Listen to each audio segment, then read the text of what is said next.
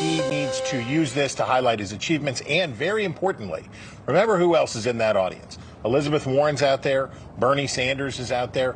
Democrats in his own party who might think about giving him a primary challenge. He needs to show that he is strong, and he needs to show that he's delivering on principles that Democrats care about. That's NewsNation political editor Chris Stirewalt last night explaining Mr. Biden's unique situation as he addresses Congress this evening. The last time a Democratic incumbent faced the possibility of a primary challenge was Jimmy Carter in 1980. At the time of his State of the Union, 2 years into his presidency, Carter and Biden have just about the same approval rating. Meridith McGraw, politics correspondent at Politico, Niall Stanage, White House columnist, for our partners at The Hill with us now. Niall, first to you. Kamala Harris, Elizabeth Warren, Bernie Sanders, all in that room. Kamala Harris standing behind Joe Biden. How cognizant is the White House of the discussion, even of primary challenges? It's cognizant of the discussion of dissatisfaction on the left. But I think the question is, if there were a challenger, who would that be? You cited the example of Jimmy Carter. Well, he had Ted Kennedy as his challenger, who ultimately had a disappointing run, but he was a huge name in Democratic politics. I don't think Democrats have that alternative right now. It gets back to that saying that President Biden often cites from his father, don't compare me to the almighty, compare me to the alternative. That applies on the left as well. Who is the actual alternative? So how much is the White House thinking that they have to placate the left of the party that is dissatisfied? They have to placate them in the sense that they need them energized. If you look into the depths of the polls, young voters in particular are very unhappy with this president and not showing much enthusiasm. Now, in the midterms, he obviously had some success ginning them up by painting Republicans as extreme, but that is different from enthusiasm for Biden himself. That is in quite short supply, and he could perhaps try to remedy that to some extent tonight. The one thought always is that President Biden would love nothing more than a rematch with President Trump. He's talked about it. He says, I'm the only person who has beat him, and it happens to be true. Meredith McGraw has been on the trail now with the only declared Republican candidate, President Trump. Difference between Trump's rallies, 2023 in South Carolina, a couple of hundred people showed up.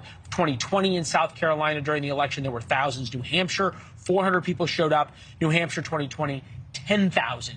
People showed up. Just there's no comparison to the energy that seems to exist for President Trump. The flip side of that, Meredith, is Donald Trump versus Joe Biden in a hypothetical matchup. He's up 48-45.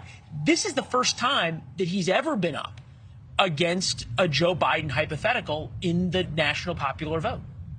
Yeah, the former president was out on the trail in New Hampshire and South Carolina. I was there with him. They're really trying to do something kind of different, avoiding the rallies, doing sort of more traditional campaign events. But they really know, and Trump really knows, and this was made clear in his remarks, that other Republicans might be jumping in the race, including Florida Governor Ron DeSantis. But at the end of the day, he's running against, likely, President Biden. Yeah, how much of a point, Niall, is the White House, and even in the speech we see tonight, are they hoping and loving and wanting Donald Trump to, in some way, or the visions of Donald Trump to be in the room? Oh, 100%. It is something that Democrats love to run against, is the idea not just of the former president, but of Trumpism, extreme MAGA Republicans, as the president says, at every possible opportunity. But will he say that tonight? I think he probably will, actually, but he's trying to do a difficult thing, which is hold out a hand of purported friendship in one level and punch them in the face with the other hand, and that's where the difficulty arises, right? How do you offer bipartisanship and paint the other party as extreme at the same time? Yeah, that is a difficult line to walk, for sure. President Biden's heading out of here. He heads to Madison, Wisconsin tomorrow, and we always see this, the road show after the State of the Union. But on Thursday, February 9th, he is going to Tampa, Florida, not far from one of the more popular places for Ron DeSantis and a key swing county for the 2024 race. Is Republicans are looking at the race? Are they looking at, we are going to run against Joe Biden and we are going to have to change the dynamic from 2020, or do they view that since Joe Biden in 2020 was just an alternative to Trump, if it's not Trump, they can define the race differently? Well, I think if you talk to Democrats, they feel pretty confident that former President Trump is at a weaker spot than he has ever been. And if you talk to Trump, they're looking at President Biden's approval numbers right now, and they're incredibly low, 4 in 10. I think Americans said in the last ABC poll I read said that they feel worse off. So these are numbers that they feel pretty confident about. But at the same time, I know from our reporting at Politico, President Biden has said that he is, leaning towards running. No decision has officially been made, but right now it seems this is a soft launch tonight, if you will, for 2024.